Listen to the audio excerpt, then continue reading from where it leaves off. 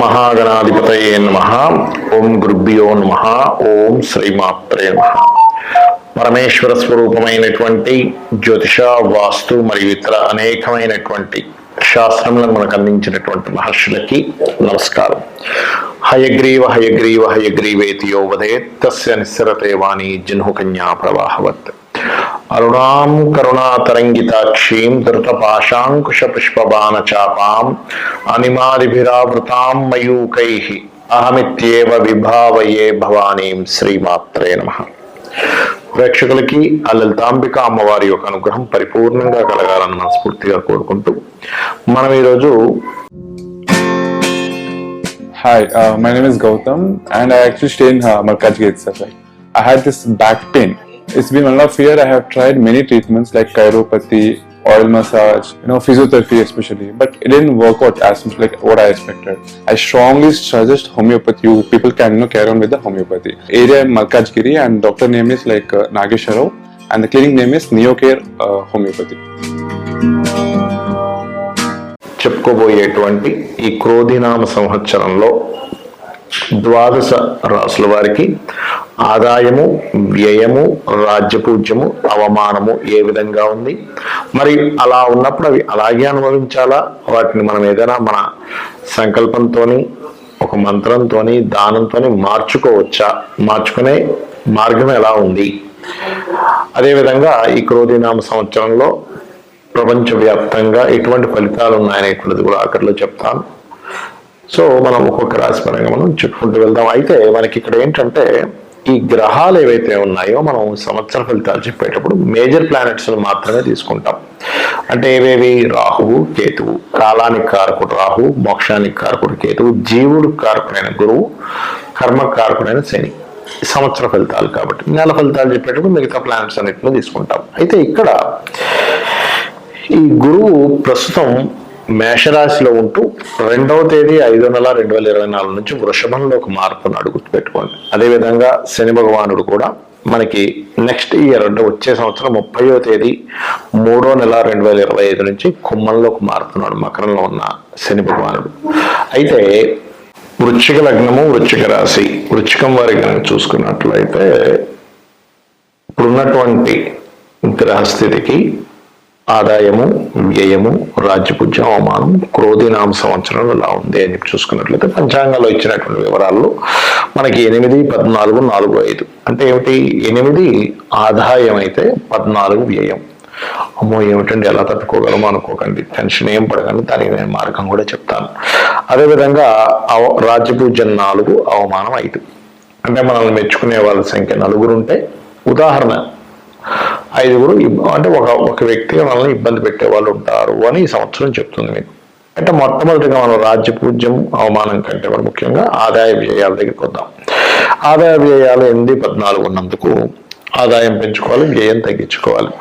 మరి గ్రహస్థితి దానికి సహకరిస్తుందా? అసలు వృశ్చికం వారికి అని చూసుకున్నట్లయితే మే వరకు ఆదాయం గురించి ఇబ్బంది అక్కర్లేదు. మే నుంచి గురువు మారుతున్నాడు. మరి గురువు మారుతున్నందుకు సప్తమంలోకి వెళ్ళిపోతున్నాడు కదండి, అప్పుడు లగ్నాన్ని చూస్తాడు కదా. అంటే ఇక్కడ మనం అర్థం చేసుకోవాల్సింది ఏమిటంటే లగ్నాన్ని చూడడం వల్ల ఆత్మస్థైర్యాన్ని ఇస్తాడు, నేను ఎలాగైనా సాధించగలను అనేటువంటిది. మరి వ్యయస్థానం పరిస్థితి ఏమిటి? వ్యయంలో గ్రహం ఏం లేదు కాబట్టి మీరేం భయపడాల్సిన పని లేదు. అంటే వ్యయం ఖచ్చితంగా పెరగాలని రూల్ లేదు, కాకపోతే వ్యయం తగ్గించుకోవడానికి మార్గం మాత్రం చూసుకోవాలి. ఏమిటది అంటే మీరు ఆదాయం పెరగాలన్నా వ్యయం తగ్గాలన్నా మీరు చేయవలసింది ఏమిటి? ఇక్కడ గుర్తుపెట్టుకోండి, ముఖ్యంగా దత్తుడి ఆరాధన ఎక్కువగా చేస్తూ మరియు శనగలు దానంగా ఇస్తూ ఉండండి. ఖచ్చితంగా మీకు ఆదాయం పెరుగుతుంది, వ్యయం తగ్గుతుంది. దీంతో పాటు మీ వృశ్చికం వారికి ఆదాయం పెరగడానికి ఇంకొక మార్గం కూడా ఉంది ఇక్కడ. ఓం దుం దుర్గాయ నమః నామస్మరణ. ఎందుకంటే పంచమంలో రాహు ఉన్నప్పుడు సర్వసాధారణంగా ఆలోచనలు పరిపరి విధాలుగా వెళ్ళిపోతూ ఉంటాయి. ఇప్పుడు ఏం చేయాలి, ఇంకేదో అయిపోతుందేమో, కొద్దిగా తేడా వస్తేనే పెద్ద సినిమా వేసేసుకుంటారు. ఎందుకంటే ఆలోచన స్థానంలో రాహు ఎక్స్పాండబుల్ ప్లానెట్ వచ్చింది కదా, అందుకంటే రకరకాల ఆలోచనలు పెరిగిపోతూ ఉంటాయి. ఆలోచనలు అన్నీ కంట్రోల్ అయ్యి మనం స్థిమితంగా ఉన్నాము, చక్కగా సంపాదించుకోగలుగుతాం, చక్కగా కుటుంబాన్ని నడపగలుగుతాం. కాబట్టి ఓం దుమ్ దుర్గాయ నమః. వీలైతే దుర్గా ఉపాసన, దుర్గా నామం నిత్యం చేయడం, దుర్గా అష్టోత్తరాలు చదువుకోవడం, చండీ పారాయణం వినడం, చదవడం చేయండి. ఖచ్చితంగా మీకు ఇబ్బంది అనేటువంటిది ఉండదు. ఆదాయం పెరుగుతుంది, వ్యయం తగ్గుతుంది దీనివల్ల. అయితే ఇక్కడ కేవలం ఇక్కడ ఏదో మనకు పంచాంగాలు 8-14 ఇచ్చారు కదా అని దానికి సెటిల్ అయిపోకూడదు. మన జన్మజాతకంలో కనుక మంచి ధనయోగ దశ నడుస్తుంది అనుకుని ఏముండవు. అలా కాకుండా ఖర్చులు ఇచ్చే దశ నడుస్తుంది, అప్పుడు మాత్రం ఇంకొంచెం జాగ్రత్తగా ఉండాలి. కాబట్టి నో నీడ్ టు వరీ. ఇక అవమానము రాజ్యపూజ విషయాలు కనుక చూసుకుంటే ఇక్కడ 4, 5గా ఉంది. అంటే మనల్ని మెచ్చుకునే వాళ్ళ సంఖ్య 4 ఉంటే అవమానించే వాళ్ళ సంఖ్య 5గా ఉంది. మరి మెచ్చుకునే వాళ్ళ సంఖ్య పెరగాలి అంటే సూర్య భగవాను చూస్తూ ఆదిత్య హృదయ పఠనం చేయండి.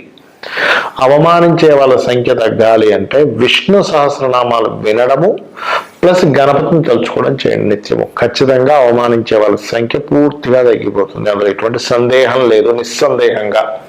ఇక మిగతా అంశాలు ఎలా ఉన్నాయి? ఈ సంవత్సరం మీకు శని గురువులు ఇద్దరు చూస్తున్నారు కాబట్టి ఈ గురువు మనకి దాదాపుగా మీకు అక్టోబర్ వరకు అక్కడే ఉంటాడు, మే నుంచి. సో మే నుంచి అక్టోబర్ వరకు ఫైనాన్షియల్ విషయాల్లో కొంత జాగ్రత్తగా ఉంటూ అక్టోబర్ నుంచి మళ్ళీ పెరుగుతుంది ఆదాయం చక్కగా. మీ జన్మజాతకంలో కనుక ధనయోగాలు ఉంటే ఇంకేం టెన్షన్ పడద్దని చెప్పాను. శని గురువులు ఇద్దరు కూడా రాశిని చూస్తున్నందుకు పేరు ప్రఖ్యాతలు, ఒక నేమ్ అండ్ ఫేమ్ రావడం కూడా జరుగుతుంది, అందులో ఎటువంటి సందేహం లేదు. అయితే ఇక్కడ అర్ధాష్టమ శని ఒకటి నడుస్తుంది మీకు, మీరు అర్థం చేసుకోవాల్సింది. అయితే ఈ అర్ధాష్టమ శని మధ్యలో కొంతకాలం తగ్గుతుంది కూడా అండి. ఎప్పుడు తగ్గుతుంది? It's very clear. మనకి ఈ అర్ధాష్టమ శని యొక్క ప్రభావం జూన్, జూలై నుంచి అక్టోబర్ మధ్యలో కూడా తగ్గుతుంది. అయితే ఈ యొక్క సంవత్సరంలో ముఖ్యంగా 4వ స్థానంలో అర్ధాష్టమ శని ఉన్నందుకు ఏదైనా చూడండి, కన్స్ట్రక్షన్స్ రిలేటెడ్ విషయంలో కానీ, ఇక్కడికి వెళ్తే అవమానం మనం పడవలసి వస్తున్నారు అనుకునేటువంటి విషయంలో కానీ, తల్లిగారి ఆరోగ్య విషయంలో కానీ చాలా చాలా కేర్గా ఉండాలి. ముఖ్యంగా ఏదైనా వాహనాలు మీద వెళ్ళేటప్పుడు పర్టికులర్గా మొదట్లో అంటే ఫిబ్రవరి నుంచి, ఈ సంవత్సరం ఫిబ్రవరి నుంచి అంటే క్రోధినామ సంవత్సరం రాకముందు నుంచి దీని ప్రభావం ఉంటుంది. కాబట్టి తల్లిగారి ఆరోగ్యము, మానసిక సంబంధించిన విషయాల్లోని కొంచెం వాహనం మీద వెళ్ళేటప్పుడు కొంచెం జాగ్రత్తగా ఉండండి. వీలైతే కందులు, నువ్వులు దానంగా ఇవ్వండి, దానివల్ల ఇబ్బంది అనేటువంటిది రాదు, గుర్తుపెట్టుకోండి. అలాగే కొద్దిగా మీ మే, జూన్ ఈ టైంలో కొంచెం సంతానంతో తెలియించిన ఘర్షణ వాతావరణం కూడా ఇస్తూ ఉంటుంది. అయితే రాజకీయ నాయకులకి ఇది ఒక మంచి కాంబినేషన్ చెప్పాలంటే. అంటే టఫ్ ఉంటుంది, టఫ్ ఫైట్ ఉంటుంది, తారుమారు అవుతూ ఉంటాయి రాజకీయ నాయకులకు కొన్ని అంచనాలు కూడా. కాకపోతే ఈ విషయంలో కొంత జాగ్రత్త వహిస్తూ దుర్గానామం కనుక చేస్తే రాజకీయంగా పైకి వస్తారు కూడా. ఇక మిగతా అంశాలు కనుక చూసుకున్నట్లయితే సంతానం కోసం ప్రెగ్నెన్సీ ఉన్నటువంటి వారు లేకపోతే సంతాన సంబంధించిన ప్రయత్నాలు చేసేవారు కొంత జాగ్రత్త వహించాలి. పంచమరాహు మిస్క్యారేజ్ ఇచ్చే కాంబినేషన్స్ ఇస్తాడు కాబట్టి కొద్దిగా కేర్గా ఉండండి. మిస్క్యారేజ్ అవ్వడానికి ఏ ఛాన్సెస్ ఉన్నాయో వాటితో దూరంగా ఉండండి, అంతేగాని పెద్దగా భయపడకండి. అలాగే ఎందుకంటే శని గురువులు ఇద్దరూ చూస్తున్నప్పుడు లగ్నాన్ని స్ట్రాంగ్ చేస్తారు కాబట్టి లగ్నం బలంగా ఉంటుంది. అంటే ఎటువంటి సందర్భాలు వచ్చినా, ఎటువంటి సిచ్యువేషన్స్ ఉన్నా మీరు తట్టుకోగలిగే శక్తి ఉంటుంది మీకు. ఉద్యోగ అవకాశాలు కూడా చాలా చక్కగా వస్తాయి. మరియు దూర ప్రాంతాలకు వెళ్ళడం ద్వారా కొంత లబ్ధి కూడా జరుగుతుంది. కాకపోతే వ్యాపారాలు చేసేటప్పుడు కొంచెం ఎవరితో కలిసి చేస్తున్నాము, ఎటువంటి సందర్భాలు మనకి చుట్టూ ఉన్నాయి అనేటువంటిది ఆలోచించుకుంటూ వ్యాపారం నడిపేటువంటి వారు ఉదయం నిద్రలేచి గణపతిని తలుచుకొని, వ్యాపార సంస్థకు వెళ్ళిన తర్వాత కూడా ఒక్కోసారి గణపతిని తలుచుకొని అడుగు వేయండి, అన్ని విధాలా మీకు బాగుంటుంది. మరి క్రోధినామ సంవత్సరంలో భౌగోళికంగా దీన్ని ముండేన్ ఆస్ట్రాలజీ అంటారు. అంటే బయట పరిస్థితులు ఎట్లా ఉంటాయి, క్రోధి అంటే క్రోధములు, ఒకరి మీద ఒకరికి విద్వేషాలు, కోపాలు పెరిగేటువంటి గ్రహస్థితి నడుస్తుంది. ఆల్రెడీ ఫిబ్రవరి నుంచి ప్రారంభం అయిపోయింది అనుకోండి. ఇదేదో క్రోధినామ సంవత్సరం వచ్చేటప్పుడే అని కాదు, ఫిబ్రవరి నుంచి ఇప్పుడు గ్రహస్థితి అనేది స్టార్ట్ అయిపోయింది. ఎందుకంటే ముఖ్యంగా గొడవలకి కారకుడైనటువంటి కుజుడు శత్రుగ్రహాలతో, శత్రు రాసులతో సంబంధాలు కలిగి ఉంటున్నారు.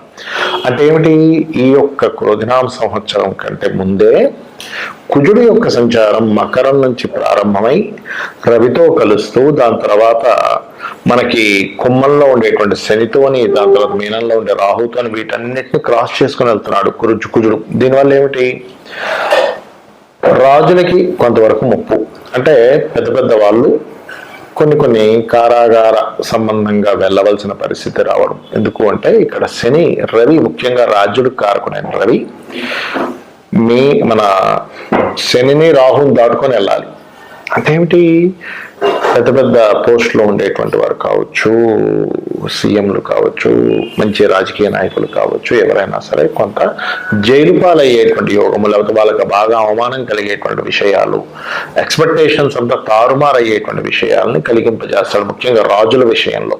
ఒకటి. రెండవది, రాజుల మధ్యన గొడవ, అంటే ఏదైనా కొద్దిపాటి యుద్ధ వాతావరణము.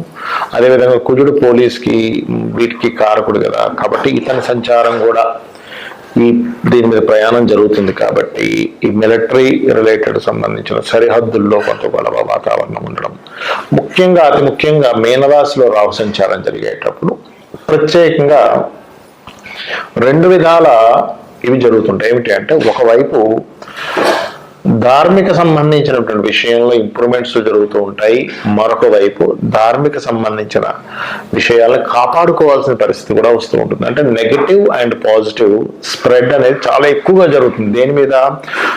సనాతన ధర్మ సంబంధించిన విషయాలపైన ఓవర్గా జరుగుతుంది. అంటే ఎట్లాగా, ఒకవైపు విపరీతమైనటువంటి ఆలయ నిర్మాణాలు, వాటి విషయంలో పురోగతి ఎంత వస్తుందో, ఒకవైపు మత కల్లోలాలకు సంబంధించిన విద్వేష సంపూరితమైనటువంటివి ఈ యూట్యూబ్లో అప్లోడ్ చేయడం కానీ, దాని మీద కొంతవరకు ఘర్షణ వాతావరణం ఏర్పడడం కానీ, దానివల్ల కొంతవరకు అల్లర్లు ఏర్పడడం కానీ, ఈ అల్లర్లు, గొడవలు, యుద్ధాలు ఇటువంటివి పెరుగుతాయి ఈ కాంబినేషన్స్ ఉన్నప్పుడు పర్టికులర్గా.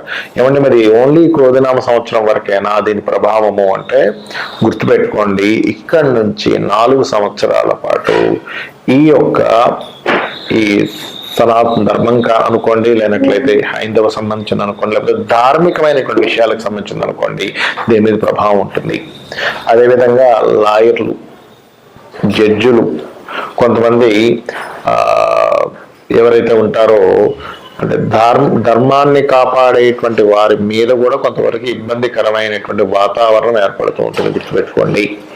అలాగే మరొక విషయం ఏంటంటే, ఈ కాంబినేషన్స్ మరి దీని నుంచి ఎలా బయటపడాలి సామాన్య ప్రజలు అని చెప్పి చూసుకున్నట్లయితే, ఒకటి గుర్తుపెట్టుకోండి, చండీ పారాయణం.